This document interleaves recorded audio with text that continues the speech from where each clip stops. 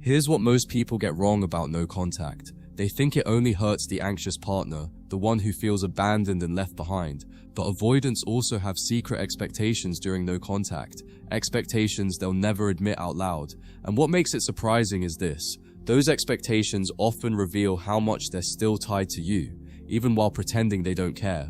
No contact exposes the cracks in their defense system, because while they expect silence to give them power, what it actually does is reveal the obsession they've been hiding. The first secret expectation an avoidant has during no contact is that you will break it first. This is the cornerstone of their psychological game. They believe you'll get anxious, restless, and desperate enough to reach out. They think the silence will eat at you more than it eats at them. That's the script they've been running in every relationship. Pull away, wait, and watch the other person chase. But when you don't break the silence, it unsettles them in ways they can't admit. It flips their entire strategy on its head, forcing them to realize you may not be as predictable as they believed. Avoidants also secretly expect that you'll still be thinking about them non-stop during no contact. Even though they act indifferent, deep down they assume they still occupy your thoughts, that the silence makes them more desirable, not less. This expectation is rooted in ego, the belief that pulling away gives them value. But what surprises them is when the silence doesn't make you obsess, when it makes you detach. The moment they sense the silence is empowering you instead of weakening you, they realize they've underestimated the very person they thought they had figured out. Another expectation is that no contact will give them space to reset without consequences. Avoidants often use distance as a way to soothe themselves, believing they can pull away, calm down, and then return when they feel safe.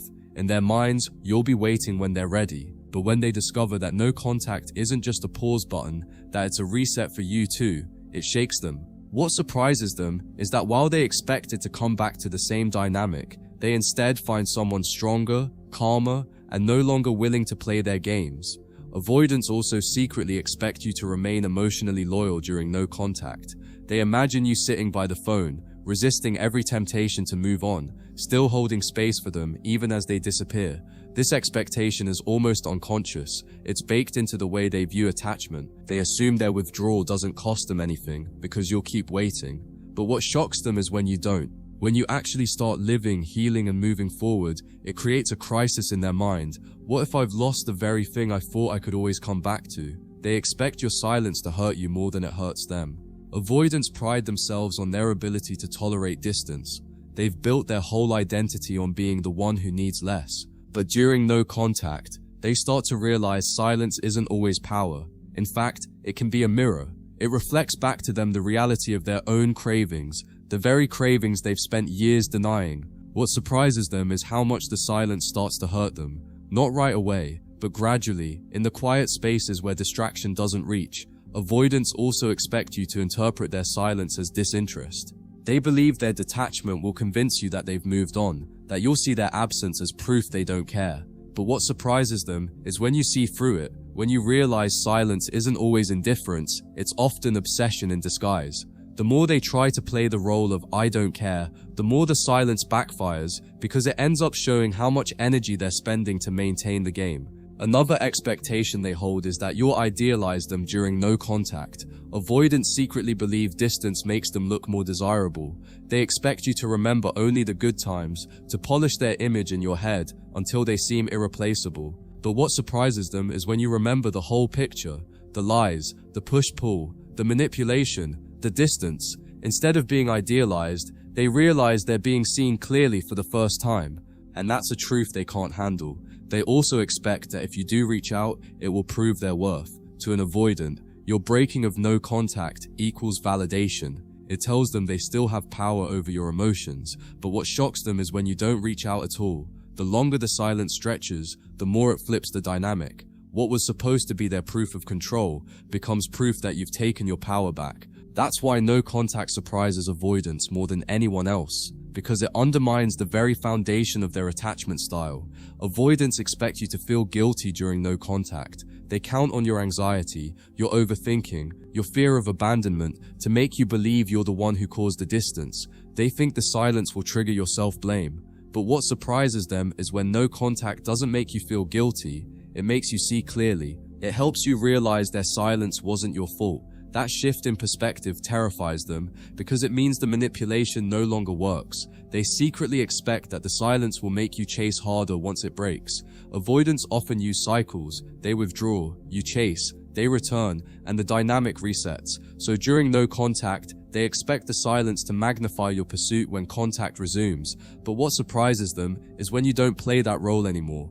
When you don't come back with desperate energy, when you treat them with calm detachment, they're left disoriented. They thought silence would increase their value, but it only exposed their dependence on your pursuit. Another expectation is that no contact will preserve the status quo.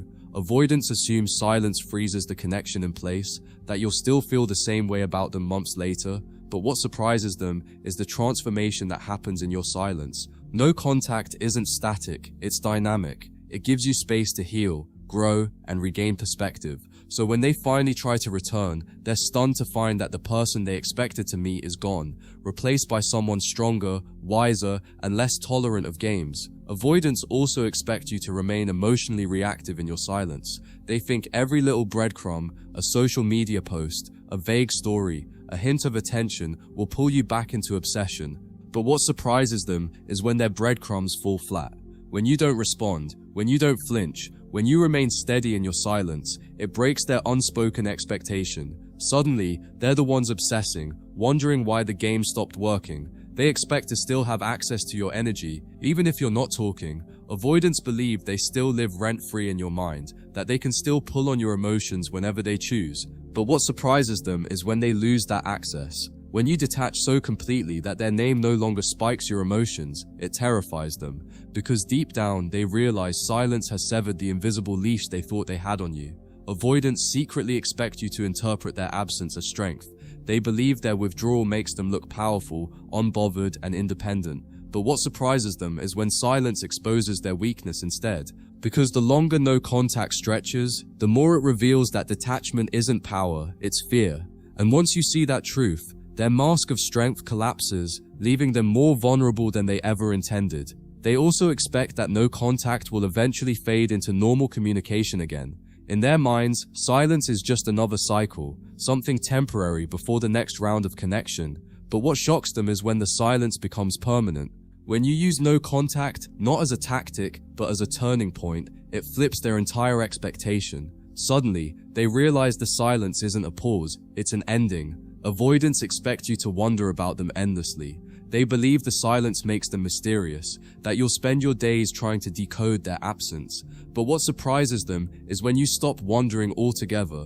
When your focus shifts back to your own life, your own healing, your own growth, they lose the audience they've been performing for. And without your attention, their silence feels empty instead of powerful. They secretly expect to feel relieved during no contact. They tell themselves distance will soothe them, that not dealing with intimacy will give them peace. But what surprises them is that the silence doesn't bring peace, it brings anxiety. It forces them to sit with the very emptiness they've been running from. Instead of relief, they feel restless, haunted, and strangely unsettled because the absence reminds them of what they've lost. Avoidants also expect you to struggle with closure. They think the silence will leave you confused, stuck in limbo, desperate for answers. But what surprises them is when you create your own closure during no contact. When you stop needing explanations and start writing your own ending, it robs them of the control they assumed they had. That shift shocks them because it proves you don't need their permission to move on. Another expectation is that no contact will make you crave them more. Avoidants live off the idea that scarcity creates value. But what surprises them is when scarcity backfires, when instead of craving them, you start craving peace, stability, and respect. Silence teaches you what chaos feels like, and once you taste peace, you no longer crave their inconsistency. That reversal leaves them stunned, because it wasn't supposed to work that way. They expect the silence to erase their responsibility. Avoidants often believe that time and distance absolve them of guilt, that by the time you talk again, the wounds will be forgotten. But what surprises them is when silence doesn't erase responsibility, it magnifies it. It forces them to see the pattern clearly, to recognize their own role in the breakdown. Instead of escaping responsibility, no contact brings it crashing back on their shoulders. Avoidants also expect you to doubt your own worth. They think silence will make you question yourself, that you'll wonder what you did wrong, why you weren't enough. But what surprises them is when no contact has the opposite effect. When it helps you rediscover your value, rebuild your confidence, and reclaim your power, they realize their silence didn't break you, it built you. That realization cuts deeper than anything else. They secretly expect to return whenever they choose. Avoidants live with the assumption that the door will always be open, that no matter how far they wander, you'll always take them back.